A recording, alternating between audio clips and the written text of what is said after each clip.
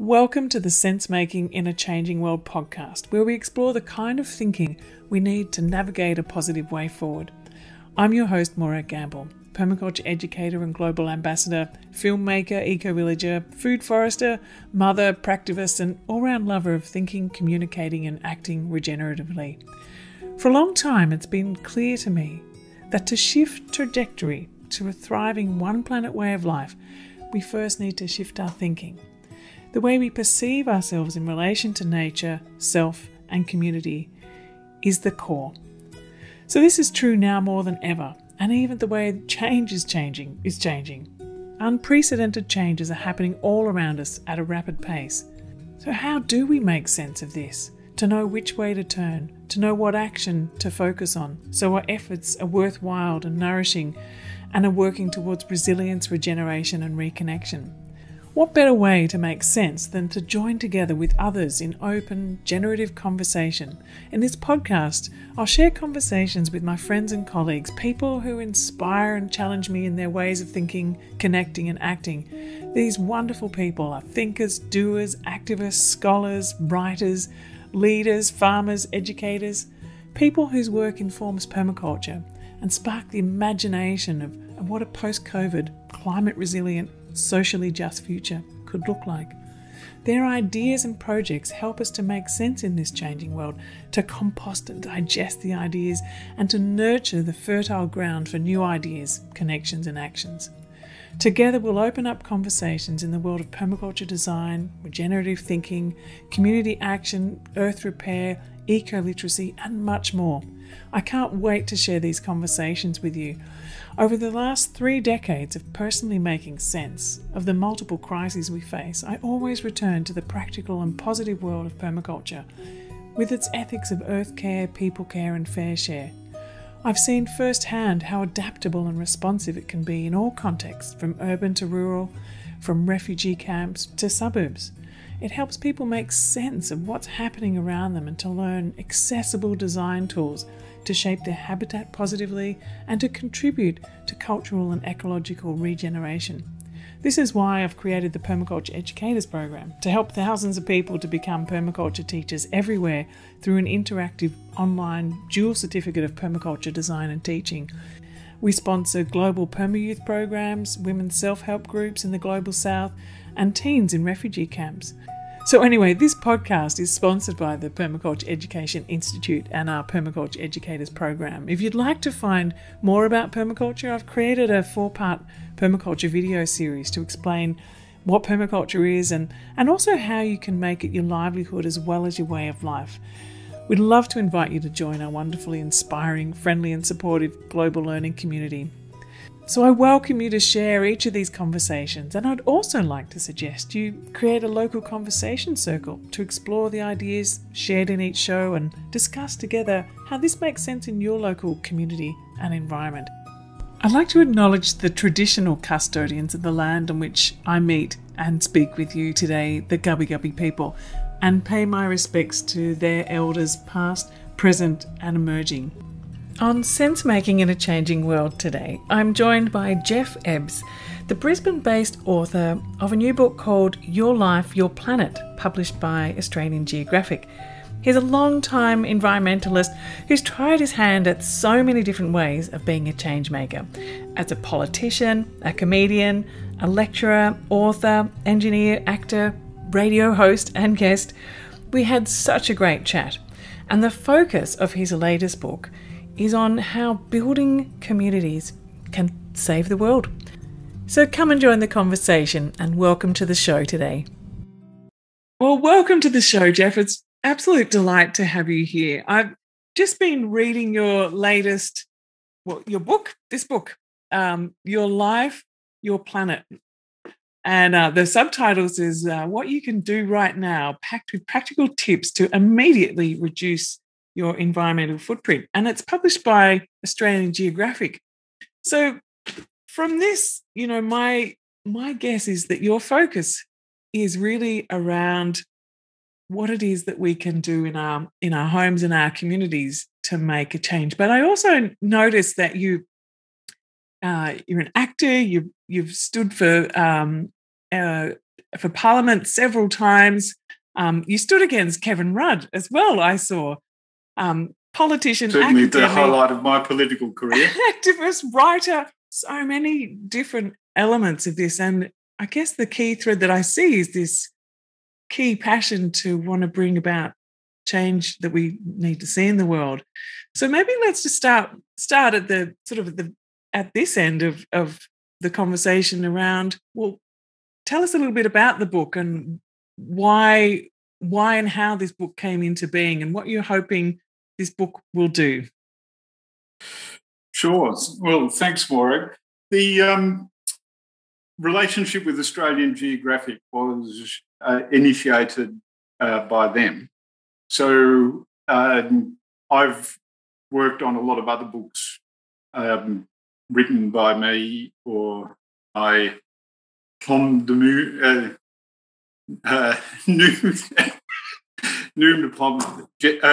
Abono. So Giovanni Abono was a stage name that I also used to run a radio show in Byron Bay and became fairly well known. So when I first ran for politics, I ran as Giovanni Abono. I had to change my name by deed poll to do that. So that was an interesting little diversion that has had some odd long-term effects on my life and career. But anyway, there was a book called Sydney's Guide to Saving the Planet, written by Giovanni Abono in 2008, which was tips about reducing your carbon footprint. Because at the time, the popular knowledge about, what carbon footprint was and what activities we engaged in was fairly limited, and so I thought it was useful to put that together. These days, I think that the challenges have moved on, and what most of us who are sort of endeavouring to help promote a one planet lifestyle, as you appropriately call it, understand that a lot of the issues are behavioural, that there are a lot of things about the systemic nature of society that we as individuals do not have control over. And so while we can do things in our lives to minimise our personal impact, that the challenge is how do we participate or withdraw from those aspects of society that are, fundamentally problematic. So, for example, a lot of us minimise the amount that we fly. But if we are really engaged in the political process and, influencing society at a high level, every now and then we have to jump on a plane to go to a conference or to a meeting or whatever. And so there are clear limits to how much we as individuals can control. And in some ways, there's some hope in there because we can see that systemic change is gradually occurring. And there's also some sort of fear and desperation in there because just the fact that they're outside our control means that it's difficult, When we have bad governments that won't make decisions, then we feel the train rushing faster towards the cliff and we don't know what to do. And when we look at some of the really wicked problems, like concrete, for example, is something we've really only begun to deal with, yet we fundamentally depend on it to hold the bricks in our home together, the road services that we drive on, and so on. So what I wanted to do was really try and address the issues about how we, ordinary people living in suburban Australia, can grapple with the day-to-day issues that we do have control over in the context that we live in a world that we don't have much control over. And so on one level, the book is 101 tips about living well. Some of them specifically the kinds of tips that you get in any book about reducing your carbon footprint, but some of them are much more behavioural. So, for example, in the section called Garage, which is about transport and the kind of things we keep in our shed, so tools and barbecue implements and those kind of things, one of the tips is just walk. So, we should walk everywhere we can, and if we can't walk there, then maybe we should jump on our bicycle. And if it's inappropriate to ride, then maybe we should drive. And then the question becomes, do we have to drive in our own car, or can we borrow a car or rent one or pay a driver to drive us around? And the answer to that will depend on a lot of things. But fundamentally, we should walk. We should understand the value of walking. It's good for our physical health. It's good for our mental health. It's good for our relationship with our community. It's good for our relationship with our environment. The sort of things that we learn when we're walking are really valuable in terms of how we place ourselves in our community and how we place ourselves in our environment. And so, to me, that's quite a different approach than just measuring the amount of carbon that we consume or trying to list the kinds of products that we might buy that reduce our impact, So that's a bit of a long, rambling answer, but I think it gives you an indication of what I'm trying to do in your life, your planet. Yeah, and so that I totally agree. I think the attitudinal shift is where it's at, because we can have as many different solutions and tech fixes, but until we actually start to shift the way that we think and interact and connect with our place, then those things can just still sit on the shelf or not really make any difference whatsoever. And there are limitations, as you say, to what you can do at your own home. But thinking about that, everyone's home is also the place where the conditions for change can happen, aren't they? So if you're in a home where there is this kind of shift going on, and then you go out into your workplace, you take that with you, or into your school environment, or wherever it is, you take it out into your community. And I think, we need to really value this home-based change, but as well within that context of the broader political framework, and also community. Like, community and sharing is something that I've noticed that you talk a lot about, like the importance of community. Have you noticed there's been a shift in our understanding about the value of community with COVID, do you think? Oh, certainly. I think,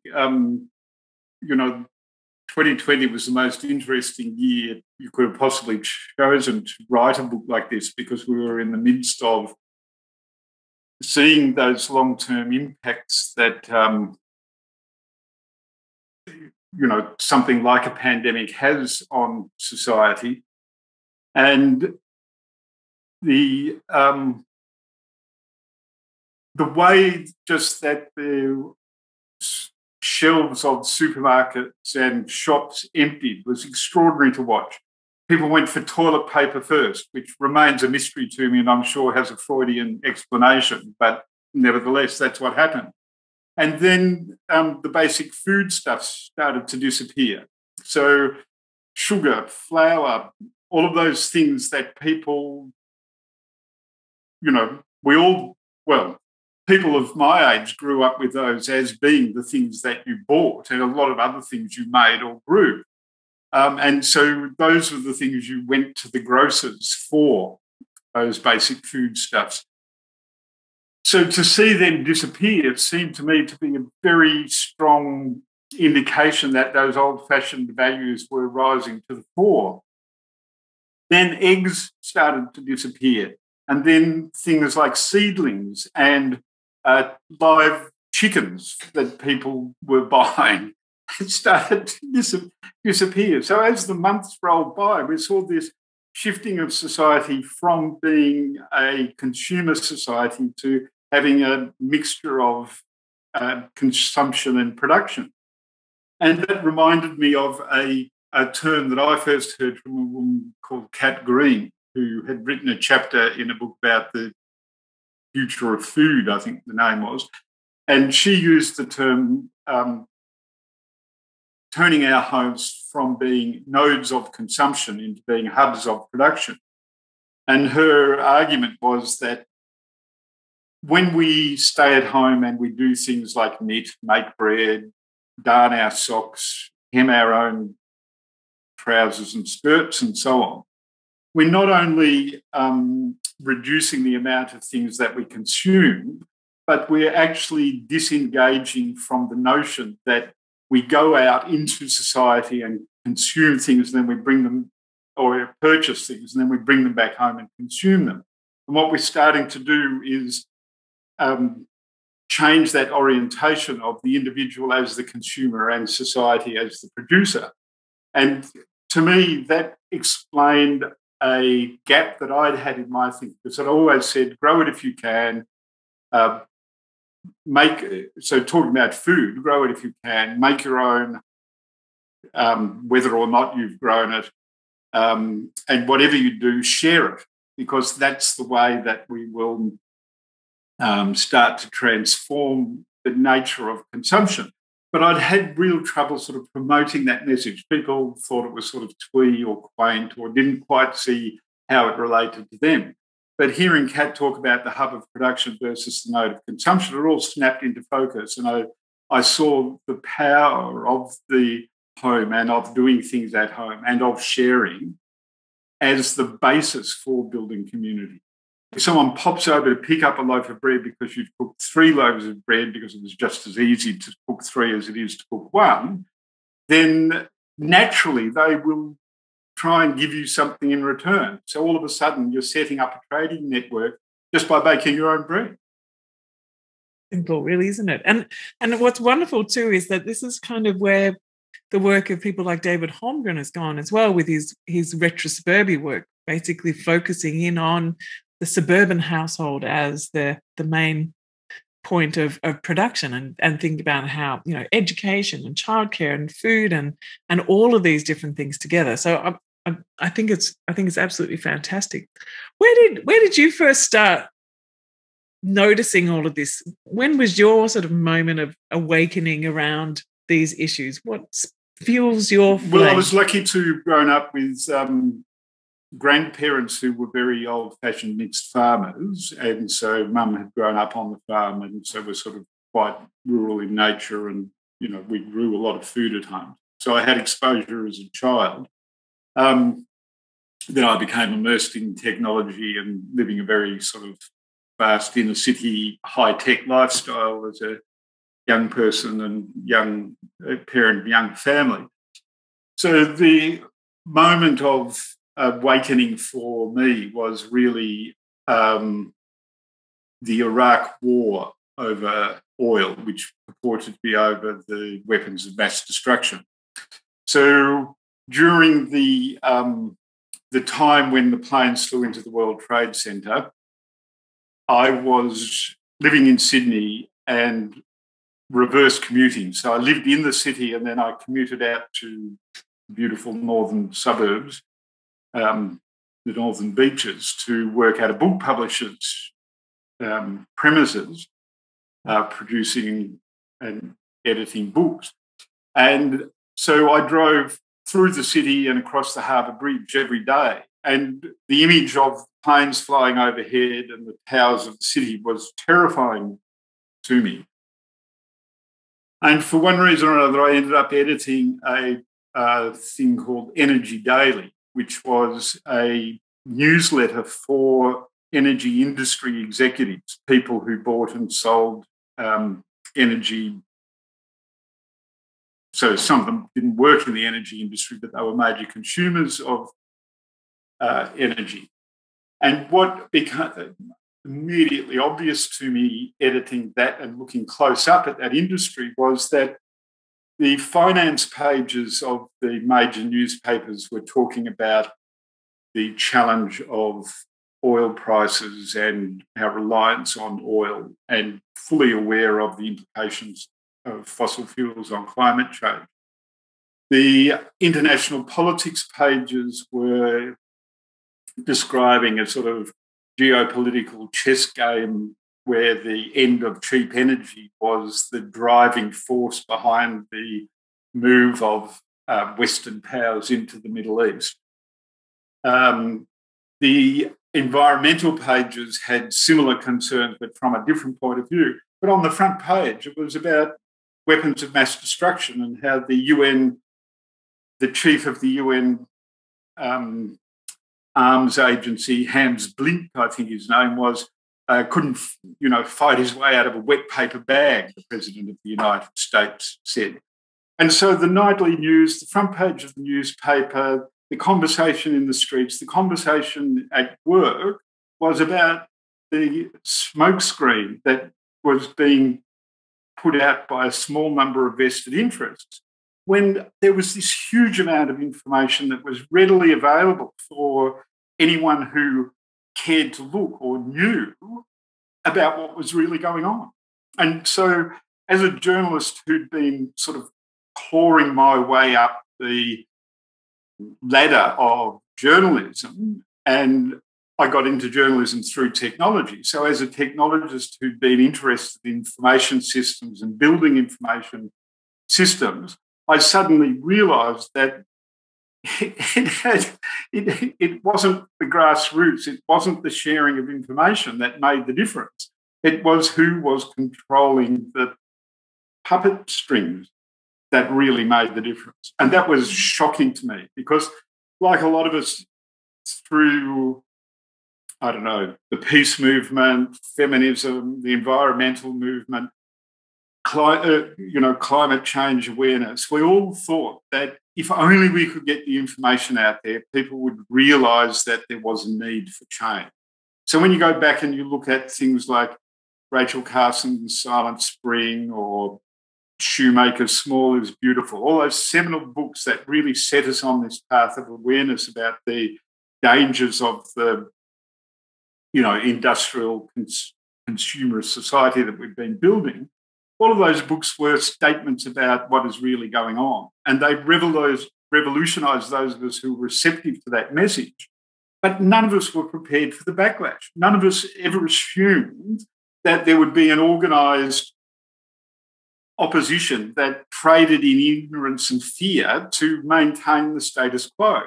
Now, in hindsight, how could we have expected anything else? It was a sort of deliberate naivety almost to think that that wasn't going to happen.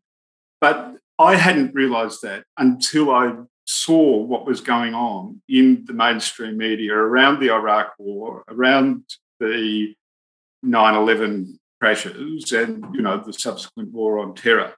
And so that was my awakening moment. So I left Sydney, moved to northern New South Wales, became involved in community projects, became involved in green politics.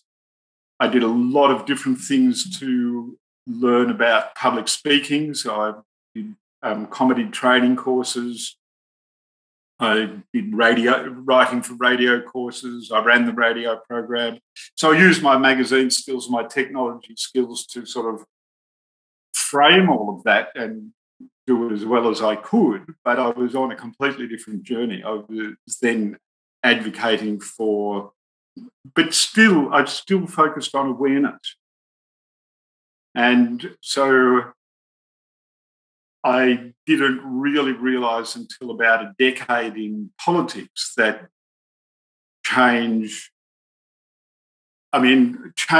politics must be a part of the process of change. But political parties and politicians rarely drive change. Mm-hmm. And so I've stepped back from that active involvement in politics to try and drive change.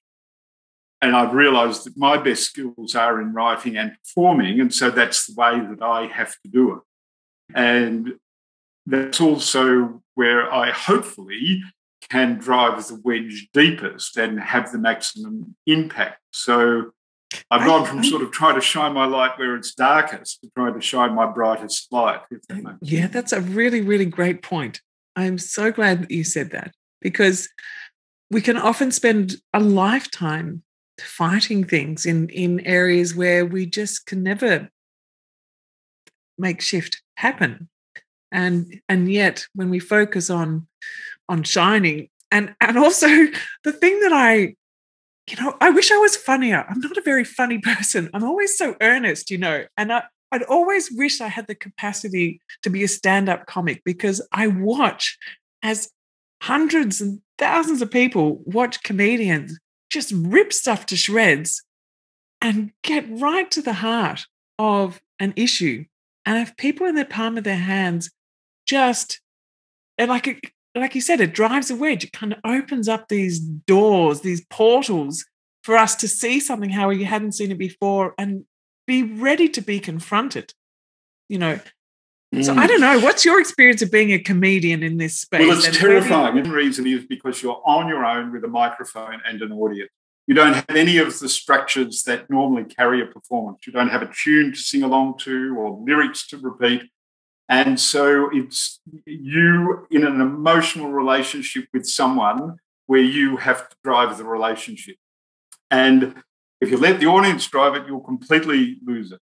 And so really good comedians can get an audience that's not responding to their normal performance and regain a connection and a trust with that audience and get them laughing again, and then go back to their the things that they want to do and want to say.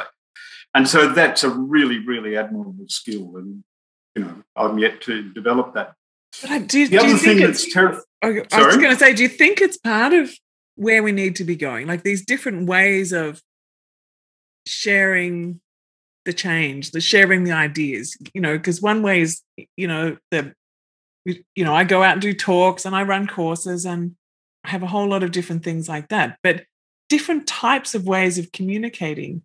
I mean, I guess we need all people doing all different kinds of things, but I really think that this music and the arts and poetry and theatre and comedy all have a really important part to play in helping to shift this awareness. Look, we certainly need all those forms of communication, because the real challenge is to bring people who are currently disinterested along. And I mean, that's really where my focus, I think the work you do is brilliant, but only people who want to learn about permaculture are ever going to come to you. I've done a lot of door knocking for various people on just ordinary suburban streets. And, they're the sort of people that Scott Morrison is reaching out to when he says Australians are never going to drive electrical vehicles because they'll lose their weekend. The people who a comment like that resonates with are real, and they're honest, and they're genuine. They're good people. They love nature, but they think experiencing nature is driving through it in a four-wheel drive and zipping over a river with a tinny. Then you stop and kill a couple of fish, and then you've really got your hands involved in nature. So to reach those people requires a different set of skills, and comedy might be one of those. The problem with comedy is that it's not at all empathic. It is rude. It is crude. Maybe that's why I can't do it. I'm just so nice. I just can't be. And I don't know how to be rude. You really have to be prepared to. Writers always talk about killing their own children, because you develop a character that you love dearly, and then it becomes inevitable that the only way the plot can work is when you kill them off. Well, again, that's oversimplifying for the sake of a cheap joke, but that's what you do in comedy. So you can't afford to be politically correct or sensitive, and so in some ways it's quite destructive. And so it's a double-edged sword, but certainly it's a useful tool. So I'm wondering then, because you have dived into comedy at times. You're a lecturer at Griffith Uni, and you've been in the political world. In terms of doing something like being a lecturer and being in the world of the politics, what are some of your experiences there of where you felt like, oh yeah, this is really helping to make a difference, or maybe what are some of the challenges like really wanting to get to it, like where is it that we can help to get ourselves unstuck? Well, I think one of the reasons that I keep developing new hats to wear and moving from one career to another is largely because of frustration. So I can talk a lot about what doesn't work in each of those areas. Now, that might be failing on my part, that I'm just not good at those things, but partly for the sake of my own ego, I'd like to think that I've actually, identified some of the fundamental challenges. So, I just talked about the difficulty of comedy being sort of crude and harsh. One of the challenges I found in politics is that you are always promising people that you can do things, which are in fact very difficult to do. And so you're asking them to invest their trust in you in a way that you may not be able to deliver. And I found that quite harrowing. The other thing is that the political process sort of chews people up, and the kinds of shenanigans that we're hearing about in Parliament House are partly just because of the disgusting nature of certain groups of people in our society, but it's also partly because the nature of politics is adversarial, it's about power, and it's completely outcomes focused. So it's never about the journey. The means always, the ends always justify the means. So to me, that's a limitation of politics. What gives me hope about all of those experiences that I've had, though, is that when you are passionate about something and you advocate consistently for it, you do see the change occur. And so in putting a weekly radio show together for a community radio station in Byron Bay, which, has a reasonable sort of footprint. We measured our audience at about 3,500 active listeners a week, which is not to be sneezed at, but it's not the thousands or tens of thousands of audiences that metropolitan radio stations or our right-wing shock jocks get. But what I found was that we were writing original stories based on first sources of news, and what was happening is that maybe 6 weeks later, maybe as close as 3 weeks later, those stories would pop up in the mainstream news. Now, we had very little evidence that we were driving the news agenda, but we occasionally did have evidence in the form of a ABC Radio Perth calling us and saying, where did you source that story? I would like to talk to that person who you quoted. It's things like that. So, and, what we've seen, the way Fox News has driven the media agenda in America, it's not based on its popularity or its reach. It's just based on its constant advocacy for an extreme point of view. So similarly in politics, if you hold the line and refuse to compromise, the agenda starts to shift. And it's really, really important that we counter that behaviour coming from the Murdochs of the world and the coal lobbies and so on.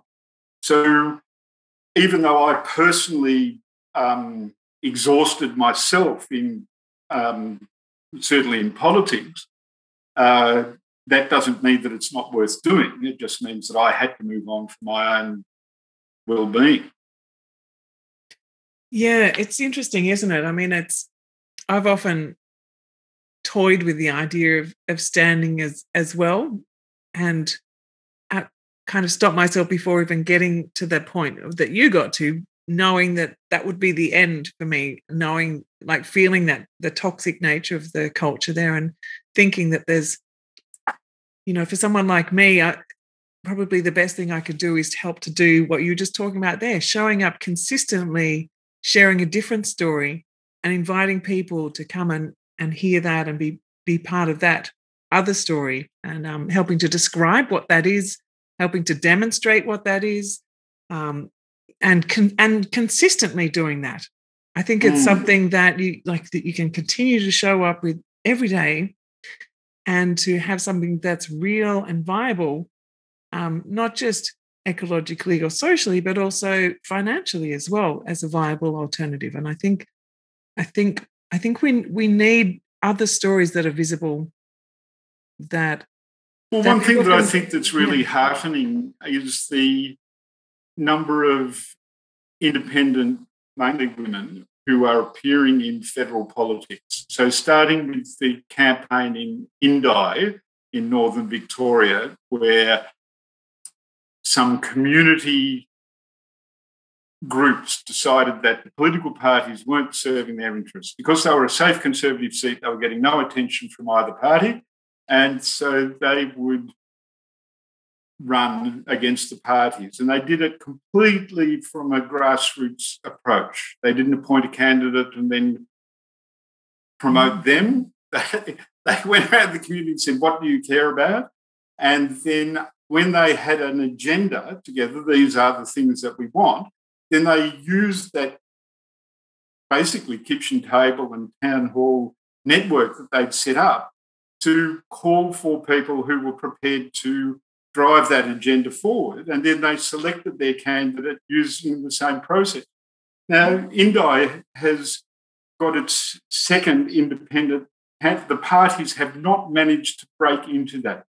Wow. And so now that model is being used by or being promoted by high-profile candidates like, I'm going to mispronounce her name, but Ziggy Staub, or the Olympian, so a high-profile candidate who knocked off Tony Abbott. I mean, that's fantastic. And what we see there is a new model that allows gentle, caring kind of politics to break into that adversarial system.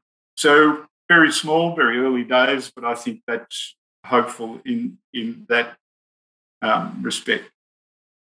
But what I see most important now is how are we going to learn to live with each other in communities. So even intentional communities that have common values and set themselves up intentionally to live together and sort out their problems have trouble surviving. So there are a small number of intentional communities that have survived more than one generation. And without trying to analyse the reasons for that, just that statistical fact indicates how difficult that is. When we look at a suburban street, the average suburban street, if you try and get anything to happen in that street, the kinds of arguments that will emerge are extraordinary. So it can be something as positive as a street party or, a Christmas get-together. When it's something more challenging, then the differences between people drag us apart. And even when you work hard to get something nice, like a Christmas get-together, sometimes you find yourself tearing your hair out and going, do I really want to put this effort in to sit down and spend Christmas with these people?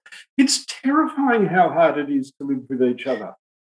So where is the way that... difficult.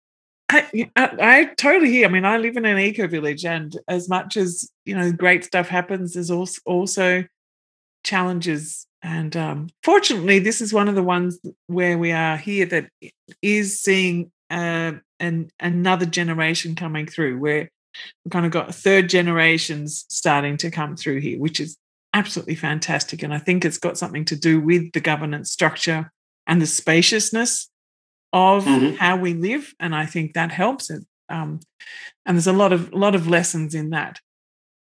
But so, based on what you've just said, then from the writing, from the activists, from the comedy, from politics, from radio, and trying to do something in your own local street, where is it out of all of those experiences that you feel like is the most successful ways where we can start to help to shift this change towards where we need to be in the most rapid and effective ways? Because we need to be not just tinkering along, doing step by step. Now we really need to be pulling the finger out and doing it at a far more rapid pace than we have ever known possible. I mean, COVID changed a lot of things last year and opened up a lot of possibilities for change in ways that we didn't know that we were capable of.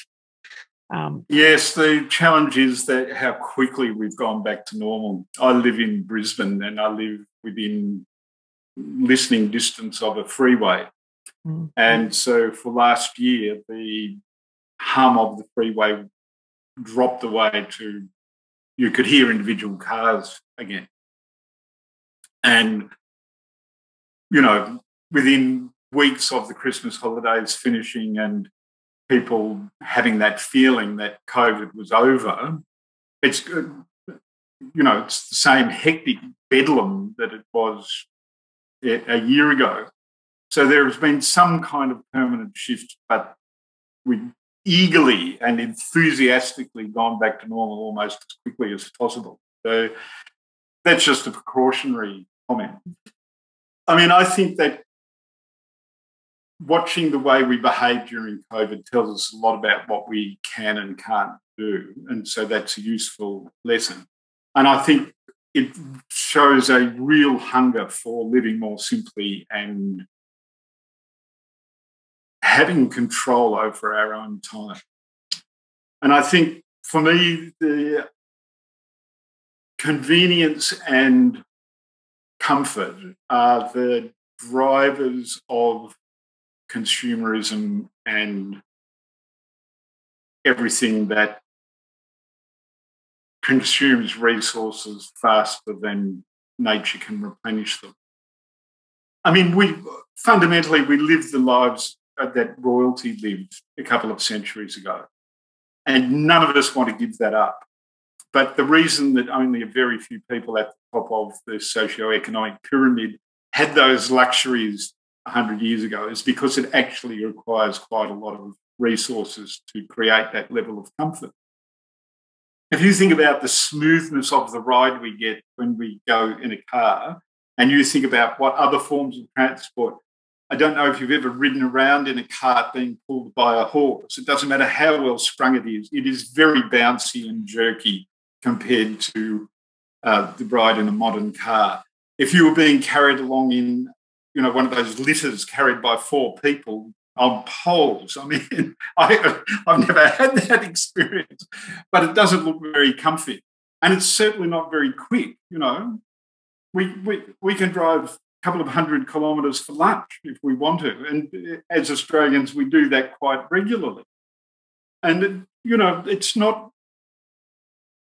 So time, you mentioned time then. Like, I mean, this is a really interesting, you know, time is a huge part of this process of change. Like, if we're looking at the scale of change, the pace of change, the time that we want to take doing things, like there's so many different dimensions of time in this. So, I mean, we have to have the time to sew on our own buttons and mend our own things, whether they're clothes or kettles or toasters.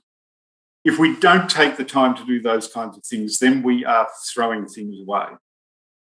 The only way we can get time to do things like that, well, A, we have to share it around. So specialisation has emerged as a way of allowing us to do the things that we're good at and getting other people to help us. So, yes, we can't do everything, but that means that we have to offer to darn our neighbour's socks so that they can fix our toaster or whatever it is. So some of that requires quite a lot of humility. But the main challenge for us is that we don't have enough time in our life already. And so we have to selectively stop doing things that are time-consuming that don't help. Mm-hmm. So I say you really have to think about how much time you spend staring at your screen. So a lot of us turned off our television some time ago and don't have a television in our homes. But personally, I've found, I don't know whether it's just the stage of life that I'm at or whether really television has become so good and so compelling that I find myself binge watching a whole lot of shows in ways that are very similar to the way I used to watch television. So, you know, that's a challenging one. I think spending time in peak hour traffic is a complete and utter waste of our lives, not to mention all of the environmental impacts that peak hour traffic and the road systems that support it have. If you spend the same amount of time on a train, then at least you can work while you're on the train. You can do things. You are not stressed by having to concentrate on this horrible thing that you're doing, sitting in peak hour traffic. So we can make a list of things that are a waste of time and change our lives to reduce the amount of time that we waste. So that's the beginning of it. The other thing is that by doing things together, we can, the image of people sitting down to shell peas or, grind grain or whatever, those kind of traditional images of food preparation, those kinds of communal activities where we cooperatively make something, they are multitasking in a completely different sense that we mean when we're driving a car, talking on our telephone and cramming a hamburger into our mouth at the same time. That's if that's multitasking, then that's not healthy. But when we are sitting around shelling peas or knitting together, we're conversing, we are building community, we are learning from each other, we are sharing our knowledge as well as potentially our output. And so the multiplicative effects of our individual effort is very real. And so we gain time by spending time together in some way. Mm. Now, I haven't read the research that justifies that statement, but I'm sure that it's true. So, that goes onto my list of little things that need to be researched and justified. But that's a statement that I'm comfortable enough to make, even though I don't have academic research to back it up. So you talk about post-growth society. What does that look like to you? I mean, you're describing a bit of that there now. Are there any other, what are the dimensions of a post-growth society? Well, I think one of the most important things to remember is that Japan hasn't grown economically since about 85. So, that's over 30 years of flat economic non-growth. Growth, yeah. Japan is not a failed economy. The Japanese people aren't crawling around, living in caves, eating dirt. When the nuclear disaster caused the Japanese economy to go into a shutdown, the price of the yen increased because Japan had so many overseas assets that the flood of money, I don't even want to try and explain the economics of that because I'm going to get it terribly wrong. But the fact is that Japanese yen increased in value against other currencies because of a disaster at home, because of the nature of the way its investment was structured. Mm. Every time that a neoliberal government gets into power in Japan saying that we're going to borrow money, integrate with the world economy, import labour to make the economy grow again, they get chucked out. Japanese people do not want any of those things. Now, whatever you think about the values that implies or the homogenous nature of Japanese society and the possible xenophobia that goes with that, the reality is that you've got a functional modern economy that does not involve economic growth. So it's possible. Mm. It would probably involve different things than what we think of. But the mantra that we have and that we hear every day, and you can't open a newspaper or turn on your radio without, I'm showing my age because people don't do either of those things very often. But, you can't look at your news feed without seeing someone telling you that economic growth is good for you or you're not consuming, you should consume more to help the economy grow. We want to get people back to work so that they can participate in economic growth. Do it? I mean, really? So we've got to think about what the value is. And, people who are concerned about population growth resist the idea that immigration is what has fueled Australia's economic growth for the last 2 or 3 decades, post-war, so the last 6 decades, not because it's not evident in the statistics, but because it might not be desirable. Mm. Mm. So we have many different aspects to this. We need to be thinking about home. We need to be thinking about what's going on in our communities. We need to be thinking about the kinds of work that we're doing. We need to be thinking about where we spend our time and what we give value to, and also to be willing to step up and speak up and be an advocate and to participate in the politics. And that doesn't need to go into politics, but it needs to be, being part of what's going on in the community, in the broader community, maybe even the bi-regional community, and being a point where people can hear a different story. The fact that you've got a radio show, for example, that's consistent. You're part of 4ZZZ, a community radio station.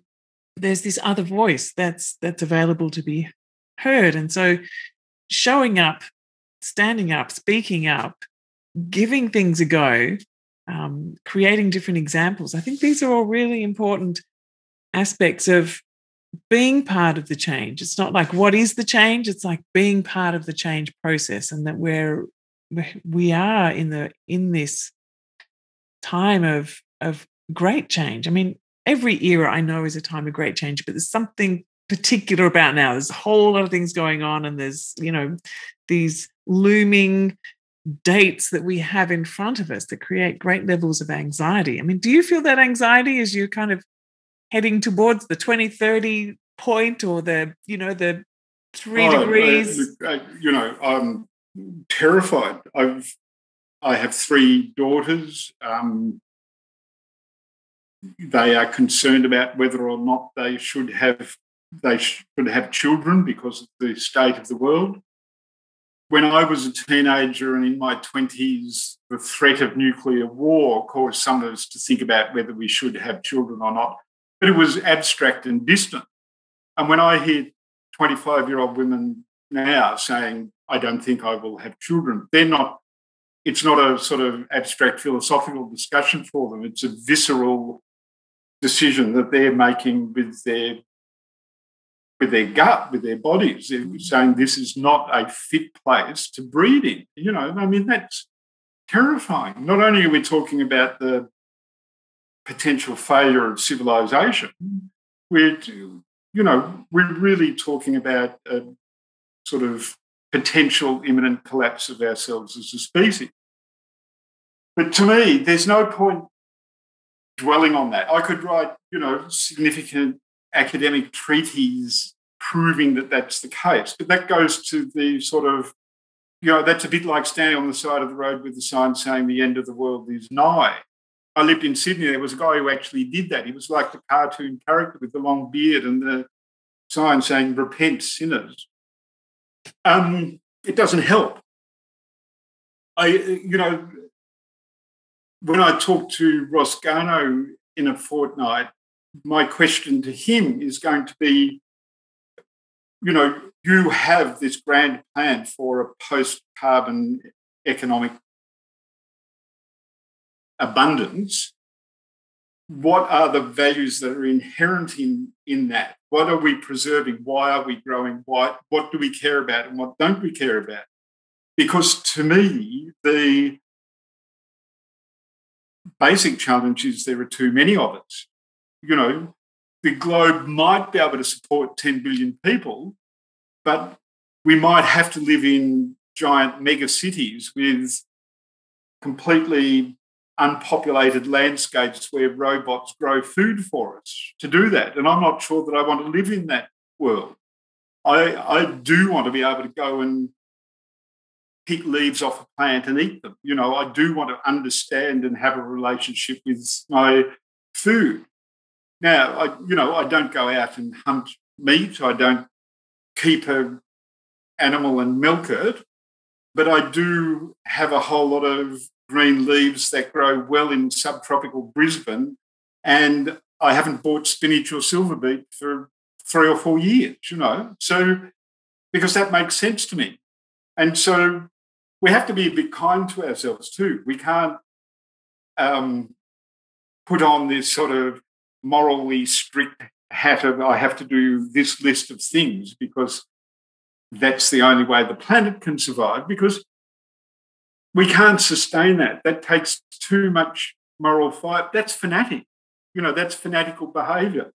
And even though I've been driven to be overly earnest as a politician and overly fanatical in quite a lot of the prescriptive kind of things that I've come up with, I haven't been able to maintain them in my own life. And what I've realised is that's because they're too harsh. So I don't think we can be fundamentalist about it. We have to nurture ourselves, we have to nurture our family, we have to nurture our neighbours. So it's through that, what I can do at home, how can I best build that we are going to get through this. Because when it comes down to it, things can collapse on Wall Street and it won't affect our day-to-day lives too much. Once things like the internet start to fall apart, though, then we are going to start to suffer. And so we do need to work at a systemic level as well. And so we each need to work out what we can do in our homes, in our streets, but we also need to work out how we can best use our influence at a macro level. Mm-hmm. And so I think that it's a combination of what we do at home and what we do in the world that is going to make the difference. And we each have to come to that conclusion for ourselves. Mm. Bob Brown used to say, each of us can only do one thing. And if that's saving the blue-throated thrush, then save the blue-throated thrush. If the person who's saving the blue-throated thrush asks for your support, work out whether you can afford to help them or not, because your mission is to save the red-backed nougat doggy or whatever it might be. And I think that's a really important thing to remember. Yeah. And then that reminds us too that we're all in it together, that, One Planet Living requires us to be passionate and focused on what it is what we can do, where we're at with the passion that we have for that, but not to be blinkered though, to see, and not to try and do the same thing. So not to be not to preach to each other. Mm. Oh well, so much food for thought. Geoff, where can people find out more information about your book or any other work? Is there any other websites that you'd like to let people know about where they can follow up? Well, I think my focus at the moment is largely on the book and my university work, which is not public. But yourlifeyourplanet.com will get you to the site about the book. I abbreviate that to YLYP, so you can use that as a hashtag and so on, and that will get you somewhere on a few of the socials. And so, hashtag YLYP or yourlifeyourplanet.com. Fantastic. So I'll put those down in the show notes for anyone who's listening to be able to follow those up.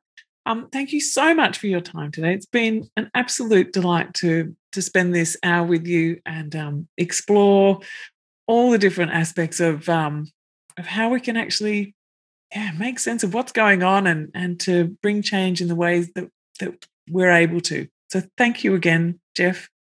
Oh, thanks for your open-ended questions, Morag. It's been, very, it stretched my mind to have this conversation as well. So thank you. Wonderful. All right. Well, take care and I hope to catch up with you again soon. Excellent. Bye for now. So that's all for today. Thanks so much for joining us. Head on over to my YouTube channel, the link's below, and then you'll be able to watch this conversation, but also make sure that you subscribe, because that way you'll be notified of all new films that come out, and also you'll get notified of all the new interviews and conversations that come out. So thanks again for joining us. Have a great week, and I'll see you next time.